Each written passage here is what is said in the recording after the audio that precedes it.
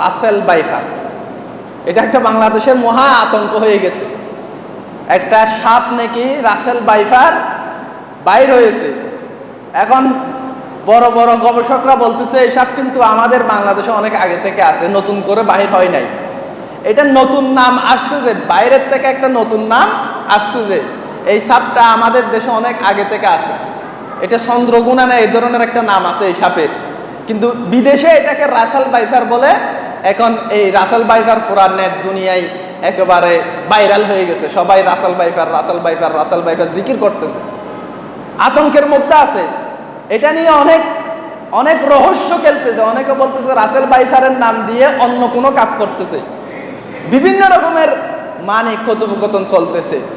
রাসেল বাইফারের নাম দিয়ে দেশ বিক্রি করে দেওয়ার পায়তারা চলতেছে। অনেকের গবেষণা আসতেছে সকলকে রাসেল বাইফারের আতঙ্ক রাখিয়া ভিতরে ভিতরে দেশের ট্রানজিট, দেশের উপর দিয়ে এখন বিদেশের ট্রেন চলবে। মানুষের দৃষ্টি যেন ওদিকে না যায়, রাসেল বাইফারের আতঙ্ক ছড়াই দিছে।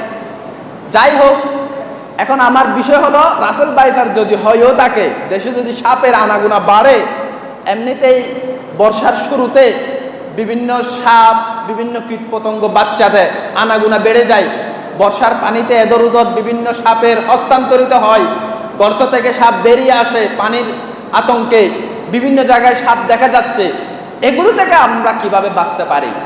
কোরআন হাদিসে এই থেকে বাঁচার জন্য কি দিক নির্দেশনা, কি দোয়া শিক্ষা দিয়েছে? দোয়ার কথা যেহেতু আসছে, আমরা দুইটা দোয়া আজকে বলবো। এগুলো হাদিস শরীফে রাসূল সাল্লাল্লাহু আলাইহি ওয়াসাল্লাম বলেছে। এমনি সাপ সম্পর্কে হাদিসে এসেছে, অসংখ্য হাদিস আছে। রাসূল সাল্লাল্লাহু আলাইহি ওয়াসাল্লাম যেগুলো মানুষকে কষ্ট দেয়, মানুষকে আঘাত করে, এই ধরনের সাপ নজরে পড়লে মারার কথা বলেছে।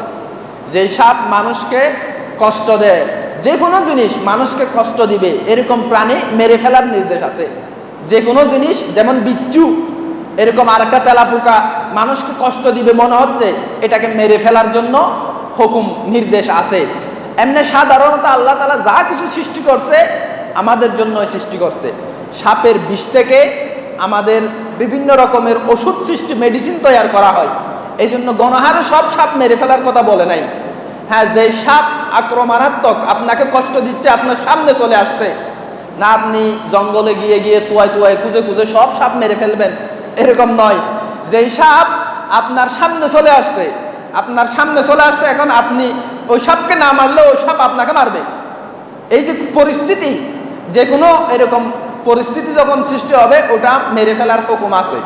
যে কোনো একটা সাপ আপনার ঘরে ঢুকে আসছে, আপনার রাস্তায় ডিস্টার্ব করতেছে, ওখানে আপনি কিছু ওষুধ ছিটাই দেন, সাপ যেন না আসে, নজরে পড়লে এটাকে মেরে ফেলেন, এতটুকু জায়েজ। কিন্তু তার মানে এরকম নয় যে পৃথিবীর যে কোনো সাপ আমি খুঁজে খুঁজে খুঁজে খুঁজে মেরে ফেলবো। এরকম হলে ওই সাপের উপর নির্ভর করে অনেকগুলো চিকিৎসা, ওই চিকিৎসাগুলো আপনারা আর করতে পারবেন না। তাইলে এই যে রাসেল বাইফার বলেন, যে কোনো ভয়ঙ্কর আপনাকে আঘাত করবে, আপনি দুইটা দোয়া শিখে রাখবেন। হাদিস এসেছে যে ব্যক্তি 3 বার সকাল সন্ধ্যায় এই দোয়াটা পড়বে, ওই দিন তাকে আল্লাহ তাআলার কোনো সৃষ্টি তার ক্ষতি করতে পারবে না, সে যাবতীয় অনিষ্ট থেকে বাঁচতে পারবে। বিসমিল্লাহিল্লাযী লা ইয়াদুররু মা'a ইসমিহি শাইউন ফিল আরদি ওয়ালা ফিস সামা ওয়া হুয়াস সামিউল আলীম। হেফজাহানা ছোট ছোট বাচ্চারা পড়তেছে আমার সাথে সাথে, এরকম নুরানি ছাত্ররাও পারে, হেফজাহানা ছাত্ররাও পারে। আফসোস অনেকে এই দোয়াগুলো পারে না, শিখে নেবেন। বিসমিল্লাহিল্লাযী লা ইয়াদুররু মা'a ইসমিহি শাইউন ফিল আরদি ওয়ালা ফিস সামা ওয়া হুয়াস সামিউল আলীম। আমরা মুনাজাতের মধ্যে এই দোয়াগুলো পড়ি প্রায় সকালে। রাসূল সাল্লাল্লাহু আলাইহি ওয়াসাল্লাম বলেছে সকালে 3 বার, সন্ধ্যা 3 বার। কোনো অনিষ্ট আপনাকে ক্ষতি করতে পারবে না। জিন, ভূত, ফেরত, যে কোনো রকমের সাপ, বিচ্ছু, সকল আল্লাহর উপরে ইয়াকিন রাখবেন এই দোয়া পড়ে। আমি অনেক কঠিন পরিস্থিতিতে সম্মুখীন হয়েছি, এই দোয়া পড়েছি, আল্লাহ আমাকে সাহস দিয়ে দিছে। এমন জায়গায় পড়ে গেছি যেখানে অন্ধকার, যেখানে ভয়, সাপ আছে, বিভিন্ন আতঙ্ক, দোয়াটা পড়ছি, এক বুক সাহস নিয়ে সামনে চলে গেছি। আলহামদুলিল্লাহ, কোনো কেউ ক্ষতি করতে পারে নাই। কারণ দোয়া পড়ার সাথে সাথে আপনার মধ্যে একটা আধ্যাত্মিক পাওয়ার, রুহানি পাওয়ার কাজ করবে। কারণ আপনি দোয়া পড়েছেন, দোয়ার অর্থটা অনেক গভীর। আপনারা অর্থ না জানলেও দোয়াটা শিখে রাখবেন। বিসমিল্লাহিল্লাযী লা ইয়াদুররু মা'a ইসমিহি শাইউন ফিল আরদি ওয়ালা ফিস সামা। আল্লাহর নামে, যে আল্লাহর নামের বরকতে দুনিয়ার আসমান আর জমিনের কোনো কিছু আমাকে ক্ষতি করতে পারে না। সুবহানাল্লাহ। বিসমিল্লাহি, আল্লাহর নামে আমি যাচ্ছি, আল্লাহর নামে আমি চলতেছি, আল্লাহর নামে আজকের সকাল আমি শুরু করলাম, আল্লাহর নামে আমি সন্ধ্যা শুরু করলাম। লা ইয়াদুররু মা ইসমিহি শাইউন ফিল আরদি ওয়ালা ফিস সামা। আসমান জমিনের কারো ক্ষমতা নেই এই আল্লাহর নামে আমি শুরু করলে আমাকে ক্ষতি করবে। বিসমিল্লাহিল্লাযী লা ইয়াদুররু মা ইসমিহি শাইউন ফিল আরদি ওয়ালা ফিস সামা ওয়া হুয়াস সামিউল আলিম। সে আল্লাহ সামি, সে আল্লাহ আলিম, সে আল্লাহ আমার সম্পর্কে জানে, আমার দোয়া শুনে। সুতরাং কেউ ক্ষতি করতে আমাকে পারবে না। আমি আল্লাহর নামে শুরু করলাম, আল্লাহ আমাকে পাহারা দিয়ে দিছে। এই দোয়া পড়ার সাথে সাথে ফেরেশতা আপনাকে পাহারা দিবে, আল্লাহর পক্ষ থেকে পাহারা চলে আসবে, কেউ আপনার ক্ষতি করতে পারবে না। সুতরাং সকালে 3 বার পড়েন, সন্ধ্যা 3 বার পড়েন। সাপ বিচ্ছু সকল থেকে অনিষ্ট থেকে আল্লাহ আপনাকে হেফাজত করবেন। আপনি কোথাও যাচ্ছেন, ক্ষেতের মধ্যে যাচ্ছেন, ধান খেতে যাচ্ছেন, ভয় লাগতেছে, এই দোয়াটা পড়ে শরীরে ফু দেন, তারপরে কদম মারেন, সাহস নিয়ে চলবেন, সবাই পালিয়ে যাবে। বিসমিল্লাহিল্লাযী লা ইয়াদুররু মা ইসমিহি শাইউন ফিল আরদি ওয়ালা ফিস সামা ওয়া হুয়াস সামিউল আলিম। এই একটা দোয়া। হাদিস শরীফে আরেকটা দোয়া আসছে, সকাল সন্ধ্যা পড়তে বলছে। এটা পড়লো যে কোনো সাপ বিচ্ছু আপনাকে ভয় পাবে। আউযু বিকালিমাতিল্লাহিত তাম্মা মিন শাররি মা খালাক। আউযু বিকালিমাতিল্লাহিত তাম্মাতি মিন শাররি মা খালাক।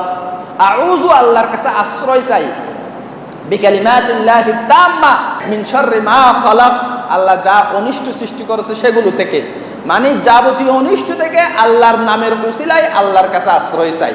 যাবতীয় রাইসেল বাইফার তাইফার সব পালাই যাবে।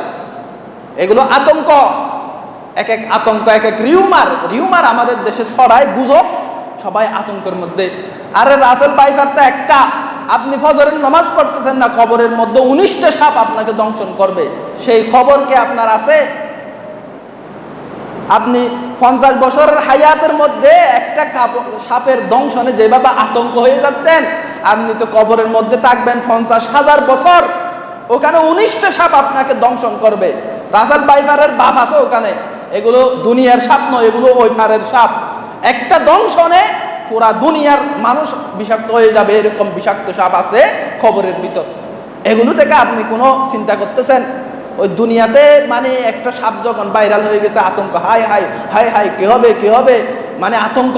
কবরের আতঙ্ক একটু চিন্তা করেন না। না, আপনি কবরে যাবেন না, এটা বলে দেন। আমি দুনিয়ার সাপ থেকে বাঁচবো, আমি কবরে যাব না, এটা আপনি লিখে দেন। আমি কবরে যাব না, কবরে আমাকে সাপে দংশন করবে না, এটা আপনি লিখে দেন। আজকে মুসলমান কোথায়? এখানে অনেক ষড়যন্ত্র থাকতে পারে। আর দেশের সার্বভৌমত্ব রক্ষার জন্য সকল দেশের নাগরিককে একত্রিত হতে হবে। এটা সম্প্রতি বিষয় আসছে, এই জন্য তুলে ধরলাম। এই দেশ আমাদের, এই দেশ বাংলার মুসলমানরা স্বাধীন করেছে। বাংলার মুসলমানরা স্বাধীনতার যুদ্ধের সময় এই যুদ্ধ করে স্বাধীন করেছে। আলেম উলামাদের অনেক বড় অবদান আছে। দেশপ্রেম, হুব্বুল ওয়াতান মিনাল ঈমান, এই ঈমানি জজবা নিয়ে, এই মোটিভেশন নিয়েই দেশের জন্য তারা যুদ্ধ করেছে। দেশের জন্য যুদ্ধ করা সহজ কথা নয়। ওই যে হুব্বুল ওয়াতান মিনাল ঈমান, এটা একটা মোটিভেশন কাজ করেছে, মারা গেলে শহীদ হব, এই কাজ করেছে। এই জন্য মুসলমানরা যুদ্ধ করে এই দেশকে স্বাধীন করেছে। তো এই দেশের স্বাধীনতা রক্ষার্থে সকলকে ঐক্যবদ্ধ হতে হবে। দেশের সার্বভৌমত্বের উপর আঘাত আসে এই ধরনের যে কোনো সিদ্ধান্ত সকলকে ঐক্যবদ্ধভাবে মোকাবেলা করতে হবে। আল্লাহ তাআলা আমাদের সকলকে ঐক্যবদ্ধ হওয়ার তৌফিক দান করুক। আমিন।